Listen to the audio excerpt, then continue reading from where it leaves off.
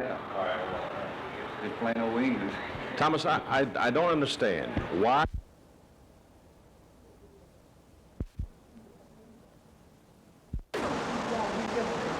Yeah.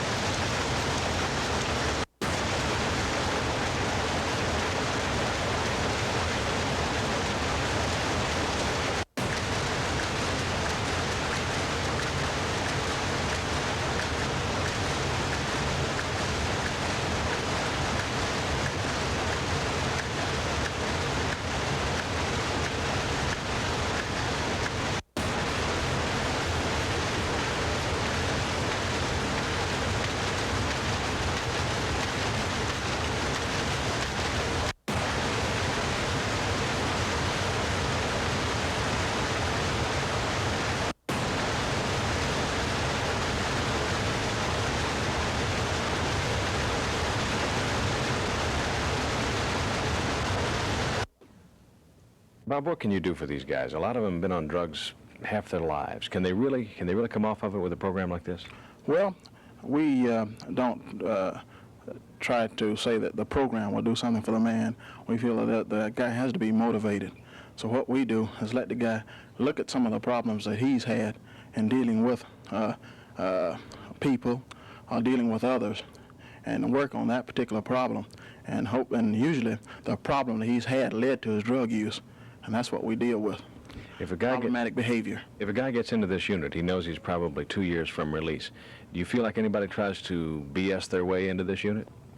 Well, that's possible, but usually we have an out-resident portion of the program where a guy participates in the group sessions but live out in populations for about a year. And during that time period, we usually weed through that, because if a guy doesn't want to participate and he's unmotivated, he usually quit the program within about 3 or 4 months. So then most of them feel like they're going to get out and they're in it for real. Yes, and also to a guy in that respect, because the guy has that feeling that, well, you know, this is a staff member and we can kid around with him and pull the wool over his eyes. We can't kid around with the guys who are living in the unit with him, and that's what we depend upon.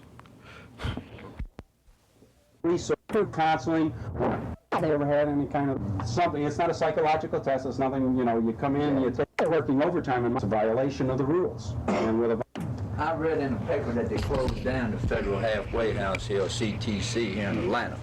I was just wondering why they closed down the Federal Halfway House here and turned it over to the Salvation Army. I cannot answer that, because that was a Bureau of Prison to set out to work early, and we're also even trying to implement for you fast leavers donuts along with your coffee at 5 a.m. in the morning. So that is not a decision, of course, that I made. It was a decision through the U.S. justice system. One more question now. You said that once you get to the facility, you have to pay rent. I assume that's after you get a job, right? Yes, sir.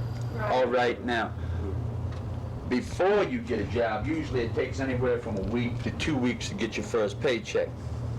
Does the Salvation Army provide you with funds for, say, your lunch at work, transportation back and forth? Your rent, your subsistence.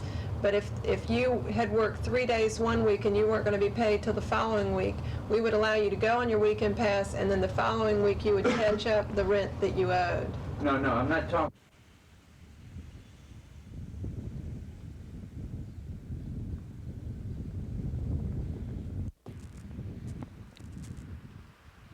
There are more federal inmates at the Atlanta Penitentiary than at any other federal institution in the country.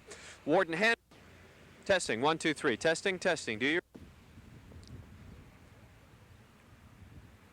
There are more federal inmates at the Atlanta Penitentiary than at any other federal institution in the country. Warden Hanbury and the 2 federal investigators say that contributes to the violence here. Officials are trying to make sure that the most aggressive prisoners are spread evenly throughout the system. But this is the end of the line. There's no place else for them to go. And that is why officials are saying, while they are trying their hardest to reduce violence here, it is impossible for them to eliminate it. From the Atlanta Penitentiary, Mark Picard, Action News.